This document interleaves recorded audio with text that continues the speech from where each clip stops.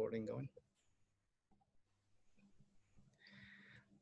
Hi, everyone. Thank you so much for tuning in. This is David Gomez. And today I have the honor of introducing Dr. Robert Renteria, who is the author of the book From the Barrio to the Boardroom. And I am very excited to get to hear his story. I think that he's a fascinating man, and he has accomplished, things that inspire a lot of us. So, Robert, how are you doing? Good morning. How are you? I'm doing good. Thank you. Thank you. Would you mind sharing with our audience your story, your background? Okay, thank you. I grew up in the barrio of East Los Angeles, the barrio, and we grew up in poverty. My dad was a heroin addict and an alcoholic. He abandoned the family when we were 3 years old, and the only legacy he left us was a pile of bills and a bunch of empty bottles of booze in the trash can. My mother worked in 2 and 3 jobs to make sure that my sister and I did not become part of the system. And she taught me that the most important thing in life is familia.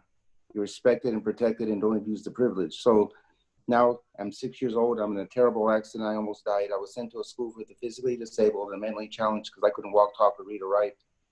But after 3 grueling years of rehabilitation, I walked out of that school tall and strong and on my own.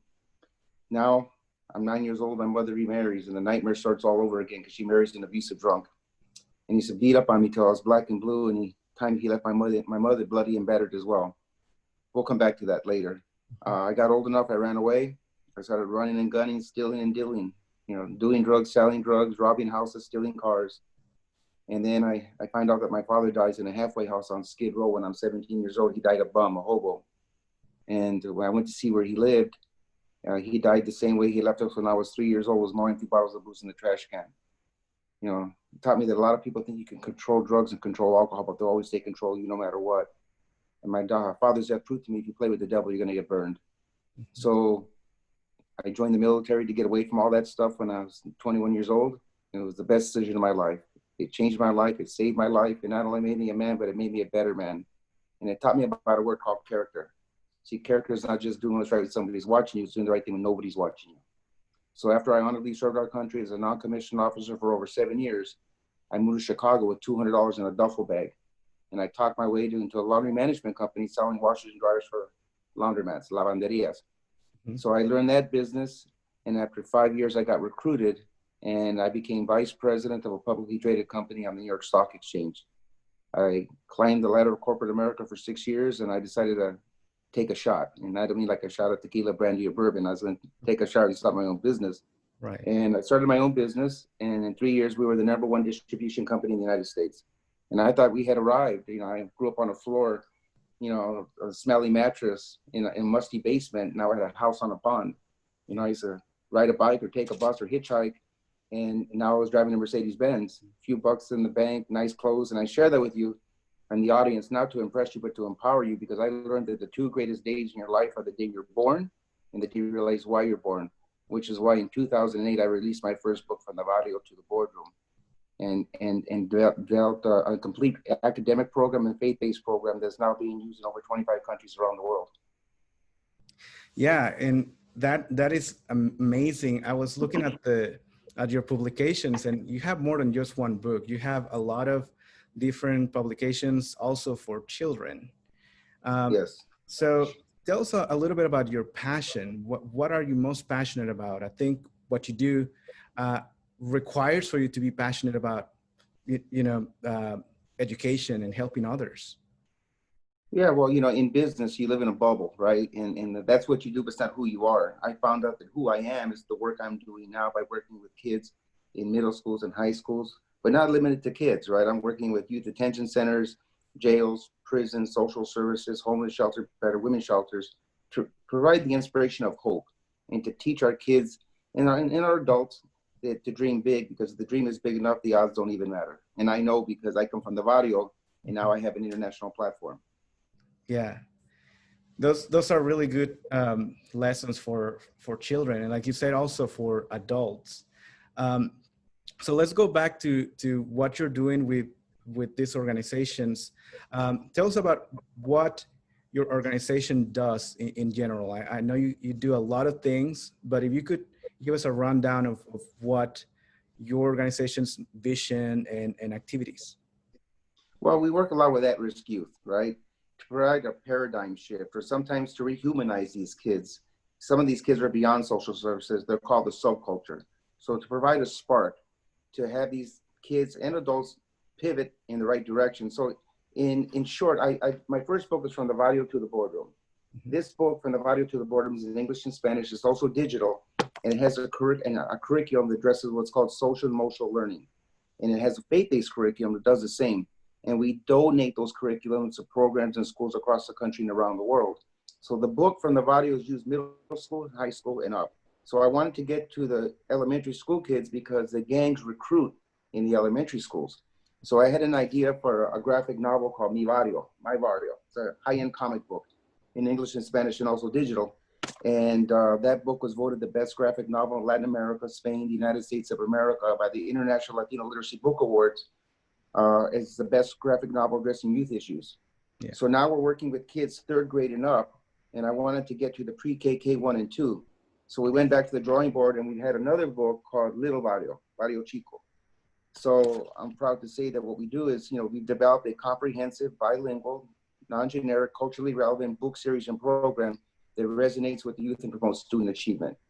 And as I said, these books are now being used internationally, and now we're partnering with other large groups to reach more kids around the world. Yeah, and I saw that you also have them interactive. Is that correct? I'll explain what does it mean interactive. I remember seeing something about kids being able to color some of them. Oh yeah, this book here, it's an activity coloring book. Okay. Okay, so it's a workbook, but you can color it. So the kids are using this one. Yes, absolutely. There's also a CD that was launched to a group called RFB&D, Recording for the Blind and Dyslexic. It helps kids that are visually impaired and have reading disabilities, and that CD affects over 236,000 kids around the United States. Wow, that's amazing. I know that it means a lot to all these kids, and their lives are being changed, and in a positive light. And it's just amazing what you're sharing, that they're getting recruited at such an early age. Right. I mean, there's a lot of issues, not just with the gangs, but we have the suicide rate because of self-esteem. It goes down to 5 years old. Kids as young as 5 years old are committing suicide. We don't hear about that in the news. Right. And we don't hear about the kids that are quitting school right now with the digital platform we have with the stay at home because of COVID-19. So you have a lot of kids committing suicide, quitting school, doing drugs, getting bullied. Bullying is a big issue around the country. Once every 7 seconds across America, a kid is being bullied. Every 7 seconds in America. So I'm trying to help the kids with their self-esteem and to give them confidence, right? So that they don't get bullied, they can stand up to the bully. Right. So in your personal experience, what role did education, hard work played in you to understand that is the things that these children need for them to succeed, or basically individuals? Well, the current millennials or the young kids today they're lacking work ethic, right? Because we as adults try to make it easier on our kids by giving them more. And we're not doing them any favors because they're not having to work for it. So the secret to success is always hard work, determination, and education. So, we could have, nice clothes, cars, whatever, right? But, the one thing they can never take away from you is your education. So I promote that, yes, you got to work hard, you have to earn it, you have to have integrity, be honest, right? But you need that education just to get through the door in today's times. Right. And I also saw that you're working with emotional intelligence. Is that something that you can share with us today?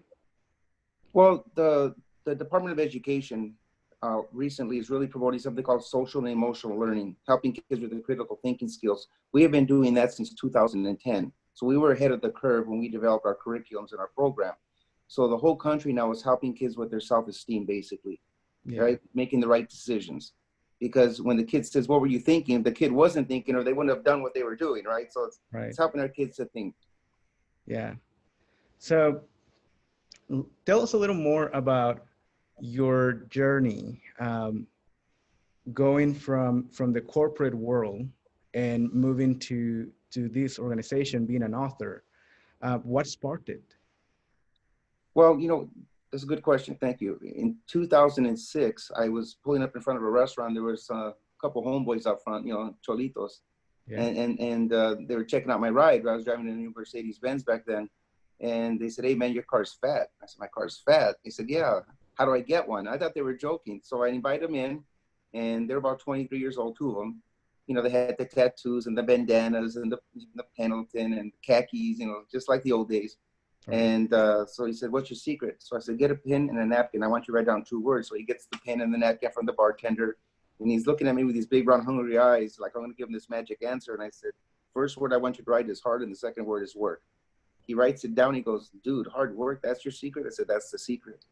So he takes a napkin, puts it in his pocket. They shake my hand right out the door, and they drove off like I gave them gold. And I sat there. I said, there's a story here. There's children, teenagers, and adults walking around lost in a culture of darkness, and I'm going to do something about it. I'm going to write a book. It's going to be more of a roadmap, show them how to get from point A to point B. And that's why I originally wrote the book. Yeah. And sometimes that's all a person needs, just that direction. Right. I mean, I tell them all the time, you can't hit a target you can't see, and you can't reach a goal you don't have. So It's like playing darts blindfolded, right? You don't play darts blindfolded. So a lot of these kids are walking around blindfolded. Yeah. No, that's absolutely something that I've experienced also in my life. I mean, you get a mentor or you get someone who inspires you, and I think that's why these conversations are important. You were mentioning at the very beginning, it's not to tell people, hey, I have arrived, but it's to encourage them and see that potential is within them. Right. Truth be told, listen, I'm just an ordinary guy who decided one day I was going to do something extraordinary. So I'm working on a legacy piece, right? For generations to come and for decades to fall till the end of time, kids will be reading my books. And that gives me a lot of pride to know that I made a difference in the world. So there's a lot of people out there that all they got to do is just wake up one morning and say, I want to make a difference too, because it does take a village to save and raise a child. Yeah. And you pursued your passion aggressively. You really poured into what you love. And to a lot of people, that is intimidating. So would you give an advice to someone who is contemplating something so big that, that they're just feeling intimidated? What would you tell them? Well, when I started from the Barrio Foundation, a 501c3 non-for-profit, which I chair, people said that it couldn't be done. And my answer was, how do you know if you've never done it? And somebody's got to go first, right? It's like the 4-minute mile. Go back in the 70s and they said you couldn't run a 4-minute mile. Your heart will pop out of your chest. Now you got boys, girls, men and women running the 4-minute mile as a standard run. Right. So I think you have to embrace your dreams. And I think as Latinos, the advice I want to give is ask for help. Not because you're weak, because you have to remain strong. There's a difference between a handout and a hand up. I know as Latinos, we have a lot of pride and we don't ask for help, but that's old school. Right. You have to find mentors, surround yourself around people who are smarter than you, and ask somebody who's been there before you, or at least try to be there before you, so you can have the angle of getting in. Yeah. And that is, like you said, it's hard because people feel like, if I'm going to get somewhere, I'm going to get there because I did it. But there's nothing wrong with asking for help. No, not at all. I mean, I have partners now all over the United States and around the world that we're working with. I have a lot to bring to the table. They have a lot to bring to the table. So why don't we partner and we collaborate to make it even bigger? So that's what I've been working on right now. So my whole goal is to build an international, global, mandatory read for kids around the world, that everybody has a audiobook so they can show how to get from the audio to the border themselves. Yeah, that's amazing. So let's move a little bit on to the next section. So one of the things that we have been asking our members is if they could share how they keep their Hispanic heritage alive. Well, there was a saying that I heard from Oprah Winfrey. She said, tell your story so we could all be healed. So what I'm doing is I'm telling my story and making it okay for other Latinos to tell their story, right? Because there's a lot of Latinos out there doing great things and they don't tell anybody. And we all go through a struggle. The greater the struggle, the greater the victory. So it's about telling your story and keeping it real and keeping it alive. So what are you working on right now? Can you share a Oh my little God, bit? Yeah. there's several projects. I'm working with the World Boxing Council right now. Okay. They mentor boys and girls in 165 countries around the world. I just partnered with a group called Blue Martini Gaming out of Las Vegas. It's esports, virtual gaming, and their current platform is 10 million. And in about 3 months, with other collaborations, we'll have our platform together at about 30 million kids together Wow. on that platform. I'm working with a group out of Hollywood, Avenida Productions, Mhm. to create the Barrio movie. I'm working on a 3D animation cartoon called Kid Barrio about conflict resolution. Mhm. And so those are some of the projects that are currently on the table. But most importantly is the collaborations, the Yeah, partnerships. that's amazing. And you mentioned at the very beginning that you were working with incarcerated individuals.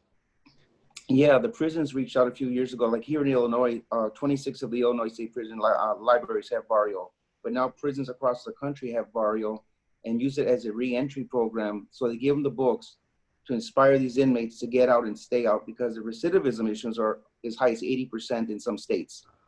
You know, you get out and you go back in. So they're Yeah. using Barrio as a tool to help inspire them.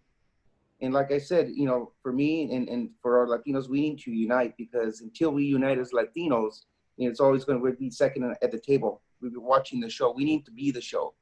So I'm going to encourage all the listeners to let's unite. Let's come together. It's Latino time. It's our time. Right. That's absolutely right.